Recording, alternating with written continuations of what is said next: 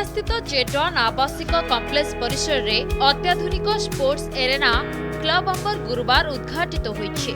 Tennis किंवदंती Leander pace मुख्य अतिथि भाव जोगदे एहाकु उद्घाटन करथिले।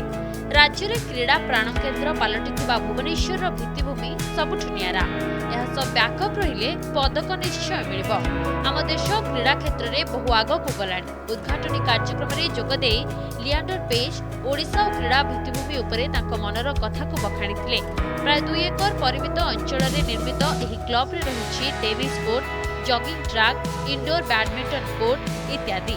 उद्घाटनी अवसर में पिलामानक सह से किछि समय टेनिस खेलिबा सह ऑटोग्राफ प्रदान करिथिले।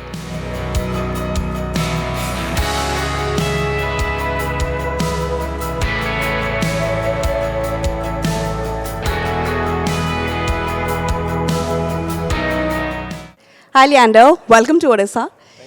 So Odisha is one of your favorite cities in India, right? So tell us something about your special connect with Odisha and Bhubaneswar. Odisha as a state and Bhubaneswar. Well, Bhubaneswar is one of my favorite cities in the country. Why? Because it is just so well planned. Also, I'm really surprised with how fast the city is growing, but yet how clean and neat it is. For me, the sports infrastructure here in Odisha is just wonderful, and a showcase of that was the way the Hockey World Cup was just run. I think that everybody in the state of Odisha needs to be really proud of not only Dilip Thirki of what a great job he did, but of Vinil Krishna of what a great job the sports ministry did, and also of our Honorable Chief Minister, Mr. Naveen Patnaik. He's one of my favorite chief ministers in the country. Phenomenally a visionary of what he wants to do, and also executes so well with his wonderful team. So it's wonderful to be back here, and I've got so many friends here in Bhubaneswar, so it's nice to enjoy another journey here. It's good to have you as well here. So what did you think of the sports complex at Z1 which you just inaugurated? You know, this is exactly what I said earlier, is that Z1 as an example of what a residential community or a community should look like is a great example for all residential communities around the country. When you look at most developers, they're looking at FSI, they're looking at ROIs, and they're looking at squeezing every inch out. And rightly so, business is to be had, but when you look at quality of life, for especially post-COVID, Z1 is a great example of how you can put 30% or 20% of your acreage can go into sporting arenas, can go into playing fields, can go into tennis courts, can go into music halls, can go into amphitheaters, can go into celebrating the culture and the arts of what we Indians also enjoy in our heritage. And I think that Z Estates are doing a great job. Mr. Mohanty is someone that inspires me a lot. I spent an evening with him yesterday, and he was asking me about the different things I do, and at one point he said, how do you manage so many things? And you know, you do sports education, you're making film, you're doing corporate speaking, you're doing education, you're doing so many things. How do you manage all of that? And I said, how would you do it? And he guided me so wonderful with the advice he gave. And I think it's, that generation of ours that we were born to, our parents' generation, they had it tough. They didn't have all these smart gadgets and all these computers and all this social media and all these new aged ways of enhancing business so fast. So they really learned the basics of it really well. They really learned the ways on how business is done through community. And for me now in my new business is about giving back to community, is about traveling around the country and putting sports arenas into developments like this, about putting sports infrastructure into residential and commercial developments so that every Indian can have a healthier life. I feel in India, we're number one in the world in obesity. We're number one in the world in diabetes. Mental health issues post-COVID have risen so much.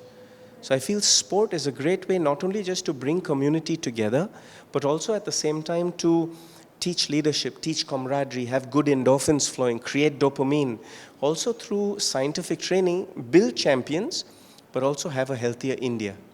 Absolutely. So I think we would all look forward to benefiting from your experience and from your skill, Odisha as well, with your ventures where you're doing sports education and all that. And it was an absolute pleasure seeing you play with the youngsters today, all the students, the tennis enthusiasts, and the craze was real. I mean, like you were swarmed, but that was amazing. So when we talk about sports persons, fitness comes into the discussion. And when you talk about fitness, it's more about how much you weigh, I think nowadays, in place of, how fit you actually are, how fit you are, how strong you are. But, you're really fit. But I have seen you eat. Like last time when you'd come for our Sambad event, you absolutely loved the Odisha crabs. And I saw you eat. You ate rice and crab, and here we think that we can't eat rice if you do want to put on weight. So tell us something about your love for Odisha food. Yes, I do. I do love my food. I think sometimes that's why I play sports, so I can burn it off. But I'm Indian, right? So we all love our food. I think when it comes to genetics, right? When it comes to, I've got a Bengali mother and I've got a Portuguese Goan father. So fish and rice and enjoying food is part of our daily life as Indians. My grandmother was a phenomenal cook, and I used to cook with her. So I enjoy cooking. I enjoy cooking coastal Konkan food. I enjoy cooking Bengali food. I enjoy cooking Japanese or Thai food. But that being said, I think that's also part of the knowledge that I've garnered traveling the world. I've traveled the world for 31 years, lived in different wonderful places in the world. So I think we Indians also adapt really well. So wherever I've traveled, I've always learned the local cuisine. For me, coming to Orissa is wonderful because some of my dearest friends, Monica and Kulyu Patnaik, they just are just wonderful people. They're such examples of how Oriya people are so cultured. Oriya people are so passionate about life and people and friendships, and Kulya himself is just a wonderful chef, and he's both Monica and Kulya are just great hosts, and I love visiting them and spending time with them and talking about history and life and culture and learning about new things. I think that's what we do when we travel the world. So coming to Bhubaneswar, coming to Orissa is always a wonderful experience. The quality of life here is excellent. Yes, it's a bit hot. Yes, it's a bit humid. But at this time of year, pretty much any city along the equator is going to be hot. But the quality of life here in Bhubaneswar is really wonderful. I'm not surprised you love Bhubaneswar so much now, because Oriyas, we also absolutely love our food, are big foodies, and should keep coming back to explore the beautiful, beautiful and varied cuisine. Orissa, a last line for all your fans, all your admirers, and all the youth and tennis enthusiasts in Orissa. Well, my story is all about hard work and passion, and I was born into a family of legacy. My mother captained India in basketball. My father won a medal in the Munich Olympics in '72. So there was a lot of pressure growing up as a young boy. But that being said, pressure is how you look at it. I look at my family's knowledge and history and vast education in sport and in lifestyle, and learn from my parents and try and enhance the legacy. And I think that we kids, our age, our parents have raised the bar so high that when you're born into legacy, you've got to keep working hard to improve it. I've been very blessed that through the teams that I've built through tennis or business, that I've been very blessed as a young Indian boy to have done really well on the international stage. That being said, it's important now for me to give back to the Indian community. Could I live abroad? Easily. Could I live anywhere in the world? Comfortably. But I think what my decision was to come back home and not just look after my parents, not just be here with my family, but at the same time to share this 100 years of knowledge. My father has 60 years of his sporting and sports medicine knowledge. I have 40 years of my own.